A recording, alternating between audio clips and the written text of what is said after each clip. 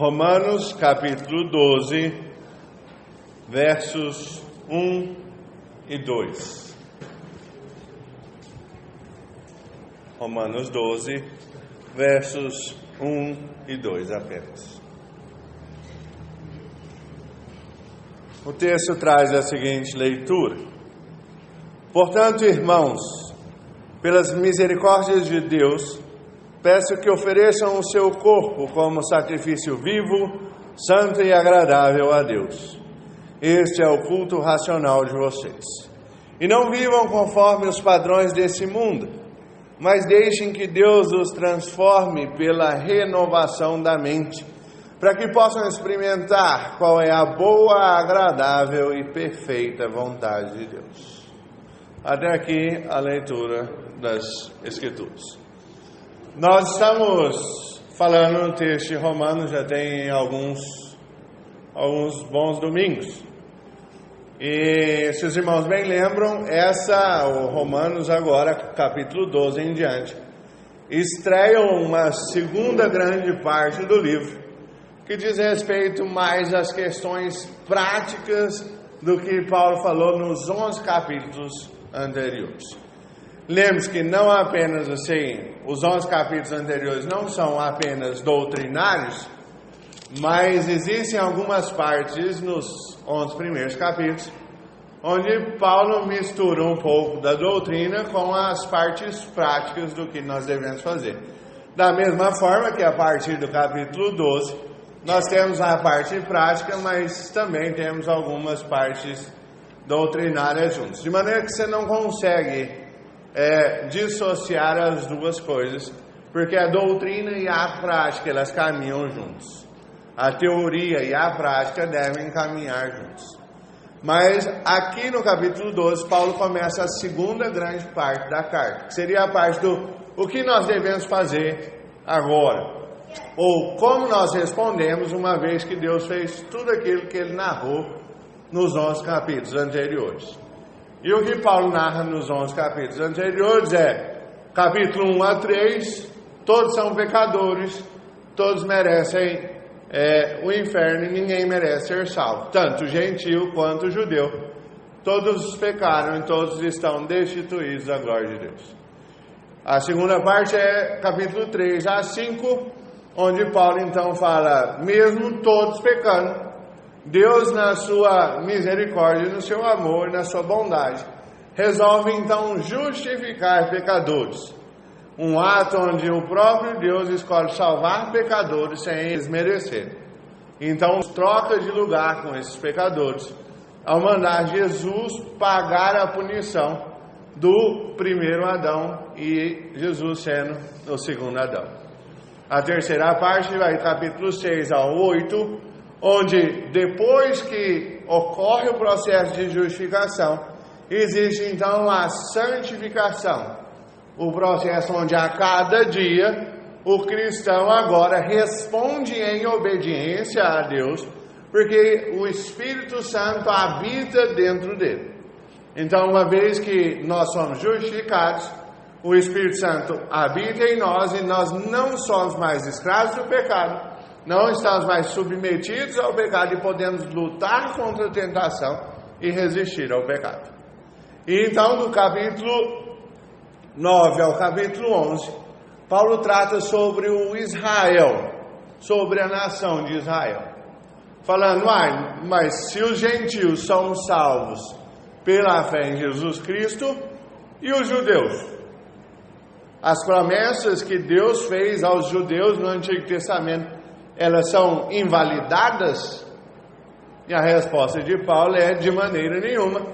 Os judeus receberam os benefícios de pertencerem, de serem um povo escolhido, receberam os patriarcas, receberam as leis, receberam as alianças, receberam a linhagem do próprio Messias, e mesmo assim, tendo rejeitado o Messias, Deus aprove na sua sabedoria em acabar salvando todo o Israel, conforme diz o capítulo 11. Então, depois da plenitude dos gentios, que é quando os gentios vão ser salvos pela fé em Jesus Cristo, como um ato de graça, Deus se voltará a Israel e salvará todo o Israel como um ato de graça mediante a fé em Jesus Cristo. E aí a gente chega no capítulo 12, onde ele fala, uma vez que tudo isso ocorre, e agora? O que fazemos agora? Uma vez que entendemos como o ato de Deus salva pessoas que não merecem, e Deus se manifesta na nossa vida, o que nós fazemos agora? Então, Paulo, na maioria das suas cartas, ele vai usar esse mesmo padrão de exposição. Primeiro ele fala o que Deus fez por você, que a gente chama de imperativos. O que Deus fez por você. E depois, como você responde. Fala, Deus te salvou, você não merecia, Deus pagou os seus pecados, a graça foi manifestada, existe o Espírito Santo na sua vida. E agora como você responde? E agora é exatamente o capítulo 12, que é a continuação. E como a gente responde? A gente responde exatamente oferecendo a nós mesmos a Deus. O texto vai falar assim, no verso número 1. Portanto, meus irmãos, pelas misericórdias de Deus, peço que ofereçam o seu corpo como sacrifício vivo, santo e agradável a Deus. Este é o culto racional. Oferecer-se a Deus significa que eu e você temos que oferecer, e você como sacrifícios vivos a Deus. Não devemos nos moldar a esse mundo ou a este século, e nós devemos renovar a nossa mente, transformando ela diariamente de acordo com a palavra de Deus. E é exatamente esses ensinamentos que nós vamos olhar aqui no texto. Paulo começa falando assim, portanto, meus irmãos, pelas misericórdias de Deus, agora você tem que oferecer o seu corpo como sacrifício vivo. Ele está continuando um argumento que ele termina no capítulo 11, onde ele fala assim, todo Israel vai ser salvo depois da plenitude dos gentios. E aí ele louva a Deus falando assim, qual é essa profundidade da riqueza e da sabedoria de Deus? Como Deus planejou todas as coisas extremamente bem feitas, não foi pego de surpresa, não tem como enganar a Deus, não teve ninguém que deu conselho sobre o que Deus deveria fazer, porque Deus é infinitamente sábio, infinitamente poderoso, infinitamente capaz de todas as coisas. Ou seja, ninguém deu nada para Deus para depois pedir que seja restituído. Então Paulo falou, agora as misericórdias de Deus, uma vez você entende que elas foram derramadas na sua vida, o que você faz? Oferece a sua vida em favor de Deus. E quais são essas misericórdias de Deus? Paulo apresenta as misericórdias de Deus como todo o processo que vem nos 11 capítulos anteriores. Então Paulo fala, a misericórdia não é uma misericórdia, mas as misericórdias que Deus derramou na sua vida foi ter te escolhido antes da fundação do mundo para ser salvo. A misericórdia que Deus derramou na sua vida foi ter mandado Cristo para substituir você na cruz e pagar seu pecado. Uma das misericórdias é Deus justificando pela fé aqueles que não mereciam ser salvos. As misericórdias de Deus é que, mesmo você não merecendo, Deus nos adota como filho. Mesmo Ele tendo comprado eu e você com o preço do sangue do seu próprio filho, Ele não trata eu e você como escravos, como deveria, mas trata eu e você como pertencentes à família. Nós somos adotados. Fala, você foi comprado como um escravo, mas você é um filho perante Deus. A misericórdia de Deus está em conceder o Espírito para que resistamos ao pecado e à tentação. A misericórdia de Deus está em admitir gentios, aqueles que eram fora do povo de Israel, e salvar eles. como aqueles que são estrangeiros e são salvos também. E todas essas misericórdias que Deus derrama e que Paulo cita nos 11 capítulos anteriores, elas são derramadas nas nossas vidas, para que a gente ofereça o nosso corpo a Deus como sacrifício vivo. E aqui Paulo usa todos os argumentos e as palavras que a gente tem no Antigo Testamento. Onde no Antigo Testamento nós temos o sacrifício que era levado ao sacerdote e era oferecido a Deus. Só que aquele sacrifício do Antigo Testamento era um sacrifício onde se matava um animal e o sangue era derramado para que Deus então consumisse aquela oferenda e o pecado fosse aplacado. Nós temos aqui também a questão onde esse sacrifício que era feito antigamente implicava em morte. Mas para nós hoje não precisa mais. O que Deus exige de mim, de você, é a mesma coisa que Ele sempre exigiu da humanidade: obediência a Ele.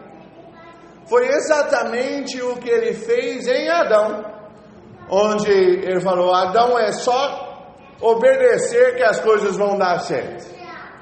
Não coma da árvore do conhecimento do bem e do mal, porque no dia em que você comer, certamente morrerás. O que Deus exige de Adão? Obediência. E Adão era o único ser humano que conseguiria obedecer plenamente a Deus ali. Só que ali, Adão peca e escolhe errado. E ao escolher, então, eu e você não temos mais a capacidade de obedecer a Deus. Ou não tínhamos. Até as misericórdias de Deus serem derramadas na nossa vida. E agora a gente responde em obediência a Deus. Então, o que Deus exige de mim e de você é obediência. Mas o que Ele exige é exatamente aquilo que Ele supre. Então, se Deus exige obediência, Ele supre e você nos dá na capacidade de obedecer a Deus. De maneira que eu e você não temos como argumentar, falar assim: eu não sabia. Ou falar assim: eu não posso ser condenado ao inferno. Eu não sabia que isso era errado. Deus dá exatamente, supre exatamente aquilo que nós necessitamos.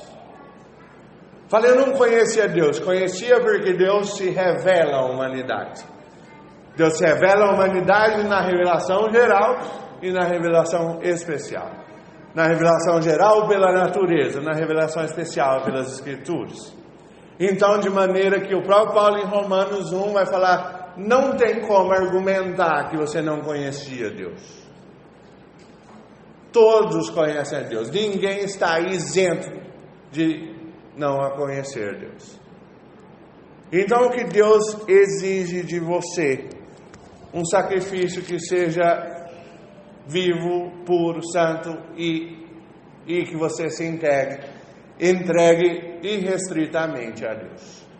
Oferecer-se a Deus é entender que a sua vida tem que ser entregue a Deus como um todo.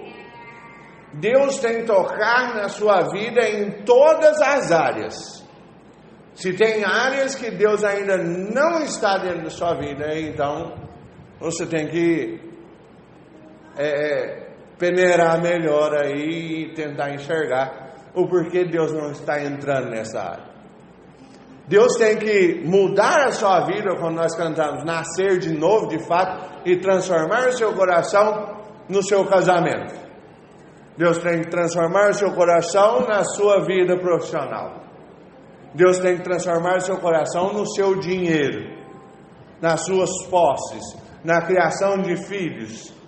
Tudo isso Deus tem que tocar na sua vida. E se existe alguma área que você está resistindo, então você tem que repensar essa questão. Eu e você devemos, uma vez que temos todas as misericórdias de Deus derramadas em nossas vidas, nos oferecer a Deus integralmente. E isso é o culto que ele chama de culto racional. ou culto espiritual. O culto espiritual é a forma de você adorar a Deus. E como você adorar a Deus? De todo o teu poder, toda a tua força, todo o teu entendimento, toda a tua alma.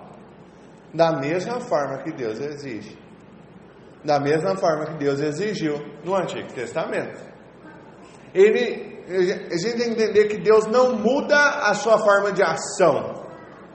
Deus não muda isso. Uma das qualidades e dos atributos divinos é que Deus é imutável. Deus sempre salvou pela fé, mediante a graça em Jesus Cristo. E Ele continua salvando dessa forma. E Deus sempre exigiu obediência. E Ele continua exigindo dessa forma. A grande diferença é que eu e você hoje, nós só conseguimos obedecer porque o próprio Deus supriu essa carência nossa. Ao mandar o Filho dele, e pelo seu Filho Jesus Cristo, a gente acaba apropriando da obediência dele na cruz. E então, ganhando a salvação. Ganhamos a salvação pelas obras de Cristo e não das nossas obras. Mas uma vez que entendemos isso e que recebemos isso, o que fazemos? Ofereçamos as nossas vidas como um sacrifício vivo a Deus. É falar, Deus, eu entrego todas as áreas da minha vida para você. Eu entrego o meu casamento nas suas mãos e vou fazer de tudo para que o casamento dê certo dentro dos padrões de Deus. Eu entrego a criação dos meus filhos na mão e vou fazer de tudo para que a criação dos filhos seja da forma como Deus assim o determina. Eu entrego as minhas finanças nas mãos de Deus, entendendo que Deus vai suprir todos os problemas financeiros e vai me guiar nisso. E aí a gente tem esses grandes problemas. E tem uns ditados que a gente costuma dizer que a gente descobre que a pessoa acaba sendo convertida quando Deus converte o bolso da pessoa. Porque enquanto a pessoa não contribui, ele está falando assim, estou tranquilo e Deus está me salvando, mas no meu dinheiro ele não toca, ele não mexe. Entende? Fala, não vou contribuir não, no meu dinheiro Deus não pega de jeito nenhum. Ele é Deus, ele não precisa de dinheiro. Ele vai comprar o que lá no céu? Lá no céu não tem mercado para sair fazendo compra. Então não vou contribuir. Só que a grande questão é que o dinheiro não é seu. Ontem nós falamos no culto de ação de graças de que tudo o que nós temos é bênção de Deus sendo derramado nas nossas vidas. O dinheiro que nós temos é Deus que nos dá. O trabalho que nós temos é Deus que nos dá. A saúde que nós temos é Deus que nos dá. Os filhos que nós temos é Deus que nos dá. A família que nós temos é Deus que nos dá. Deus nos dá todas essas bênçãos para que nós sejamos mordomos e que a gente vire bons administradores disso. A grande questão é como nós temos administrado os bens que são de Deus. E aí a gente vê pessoas que pegam os bens de Deus e saem gastando um dinheiro que não é deles. Onde a gente pega o dinheiro que é para nós administrarmos da melhor forma possível e a gente acaba comprando coisas que não precisa e entrando em dívidas altíssimas. A gente se endivida durante 30, 40 anos com dinheiro que não é nosso. A gente faz negociatas com dinheiro que não é nosso. A gente não educa os filhos da forma que Deus quer. A gente educa os filhos da forma que a gente quer. E aí a gente vê pais quando os filhos crescem e os filhos se desviam e os pais falam, a culpa é de Deus. Mas os pais nunca oraram com os filhos. Nunca leram as Bíblia com os filhos. Os pais simplesmente falam, para o filho não me dar trabalho, senta aqui e vai assistir desenho. E jogam Netflix lá e deixam ele gastar horas assistindo desenhos. E os desenhos vão ensinando as crianças e não os pais. E dessa forma, a gente vai vendo a sociedade acabar por se desgringolar como um todo. Oferecer-se como sacrifício vivo a Deus tem a ver com se entregar a Deus em toda a sua completude. Você tem que fazer isso em toda a sua completude. Agora é um ato seu. Uma vez que você recebeu todas essas misericórdias que foram listadas, agora você entrega a sua vida plenamente a Deus. E o que você faz então? Vira um servo. O que você é? Uma enxada. Você é uma enxada. Deus pega você e trabalha você lá, ó. Você é só um instrumento. A gente tem que entender que a nossa vida é isso. Nós somos uma enxada que Deus usa. Nós somos um instrumento nas mãos de Deus. É isso que nós devemos ser. A grande questão é que tem pessoas que não querem ser utilizadas nisso. Que não querem ser instrumentos de Deus. Não, eu sou instrumento de Deus só nas coisas que eu quero. Nas coisas que Deus precisa, não vou fazer nada. Quando o texto fala outra coisa. Então, caminhando. Verso número 2. E não vivam conforme os padrões deste mundo, mas deixem que Deus os transforme pela renovação da mente, para que possam experimentar qual é a boa, agradável e perfeita vontade de Deus. Olha só o que o texto está falando. Ele fala, ó, uma vez que você entende as misericórdias de Deus derramadas na sua vida, você vai se oferecer como um sacrifício vivo a Deus. E como é que você faz isso? Primeiro passo, não se molde aos padrões do mundo. Não se conforme com os padrões do mundo. E não se conformar aos padrões do mundo é o culto racional, é o culto espiritual.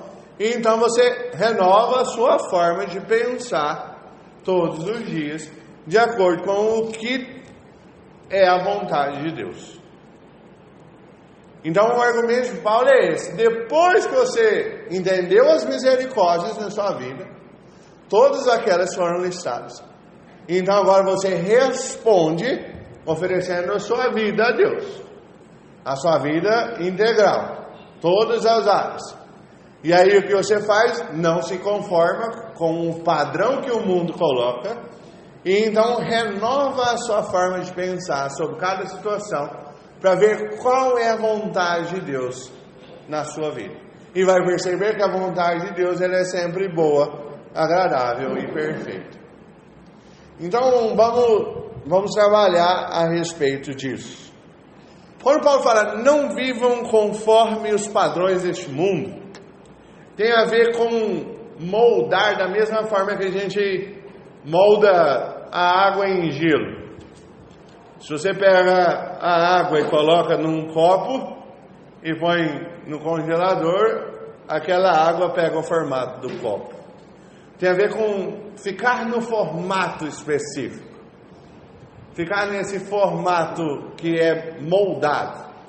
Ou talvez quando existe um sapato ou um tênis e você vai pôr o pé e tenta enfiar o pé nesse molde que é feito.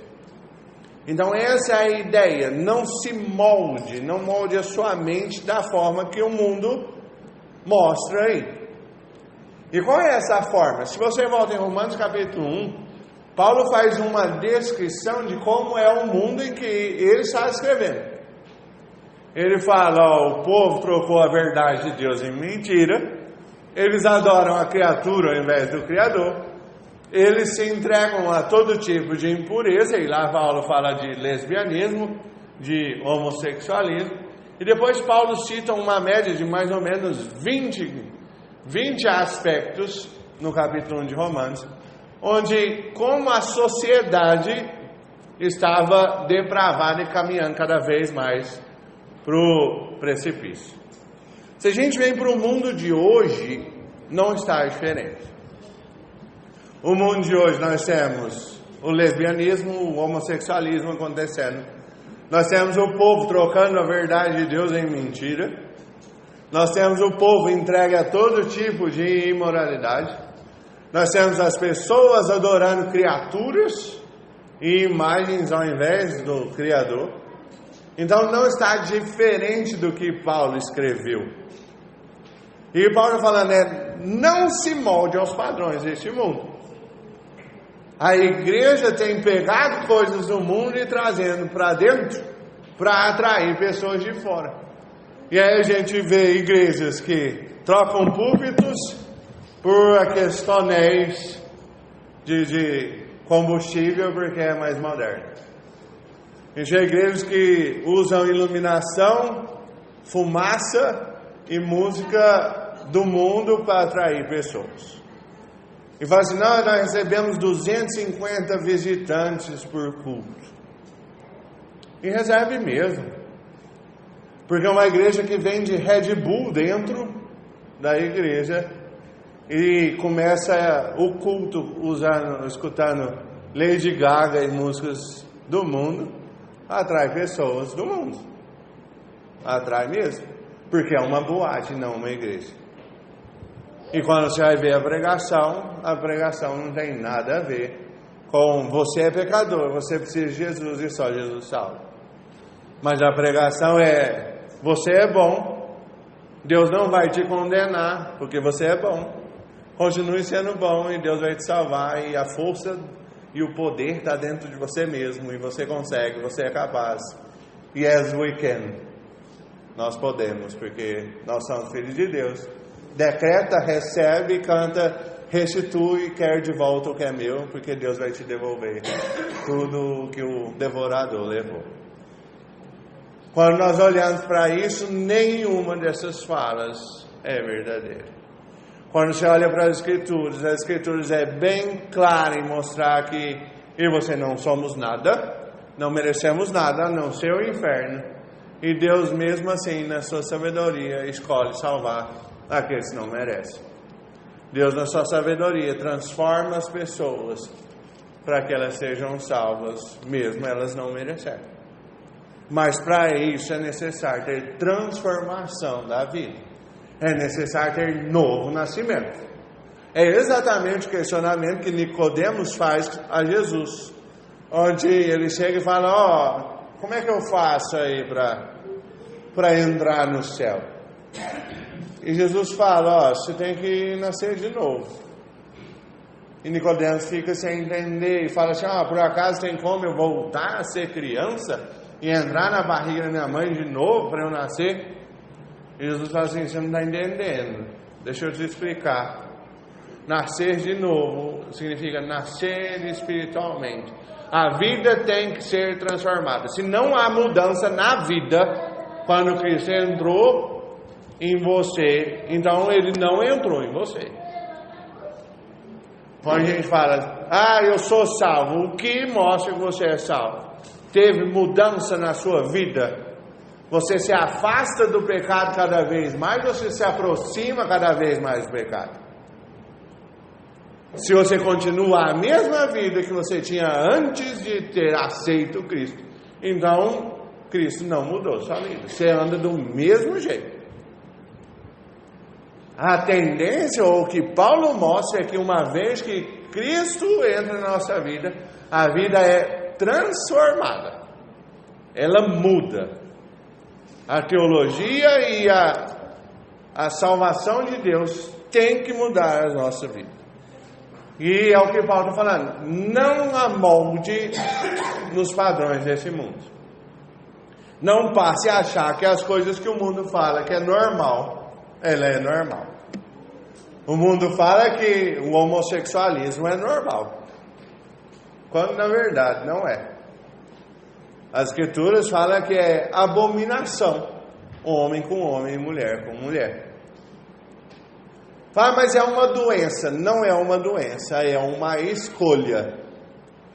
O homossexual escolhe ser homossexual.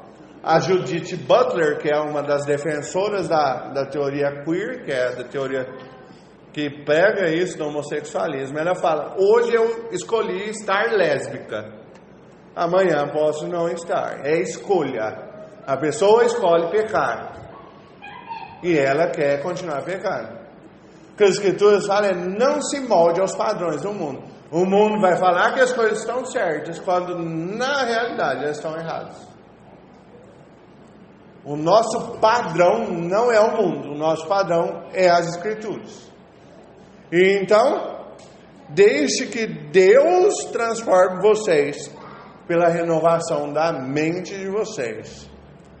E a palavra aqui, transformação, no grego, ela é a palavra metamorfose. É a palavra de mudar, é aquele ato onde a lagarta, que é um bicho feio, ela vira um casulo e do casulo sai a borboleta. Um bicho totalmente diferente. Essa metamorfose é o que deve acontecer na vida do crente. É nós que estávamos mortos, de repente temos vida e vida em abundância. É nós que estávamos perdidos e amávamos o pecado, agora odiamos o pecado e temos uma postura totalmente diferente da que eu tinha antes. Essa é a metamorfose que deve ocorrer na nossa mente, que deve ocorrer na nossa vida. É isso que Paulo está falando aqui. Tem que haver transformação na sua mente, para que você entenda então e experimente a vontade de Deus na sua vida. E a grande pergunta é: qual é a vontade de Deus para a minha vida? Que você se torne como Cristo assim é. Para que nós sejamos moldados à imagem e semelhança de Jesus Cristo. E a vontade, então, a vontade de Deus, ela é sempre boa, agradável e perfeita.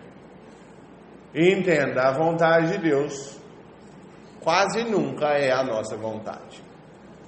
A nossa vontade é fazer coisas que nos agradam.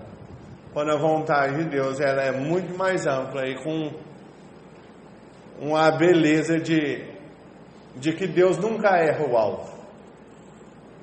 Estava lendo um livro, se não me engano, do Bavinck, essa semana, onde ele traz a ideia exatamente de como o ser humano é uma flecha na mão de Deus. E Deus não erra o alvo.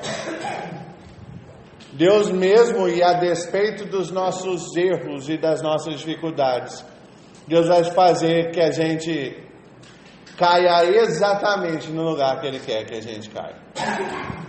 Ele vai atirar você e você vai chegar no final da vida exatamente como Deus quer que você chegue. Não tem como, mesmo você errando, mesmo você pecando, Deus vai fazer com que as coisas aconteçam conforme Ele quer, para que a gente entenda qual é a vontade de Deus para as nossas vidas. E perceba que a vontade de Deus, ela é perfeita, boa e agradável em tudo. E para isso, então, a gente tem que oferecer os nossos integralmente a Deus. Como aplicação, saber dessas coisas tem que mudar a sua vida. Saber que as misericórdias de Deus foram derramadas na sua vida tem que mudar ela. Saber que Deus te elegeu e cuidou de você tem que mudar a sua vida. Tem que transformar. Você tem que ser metamorfoseado.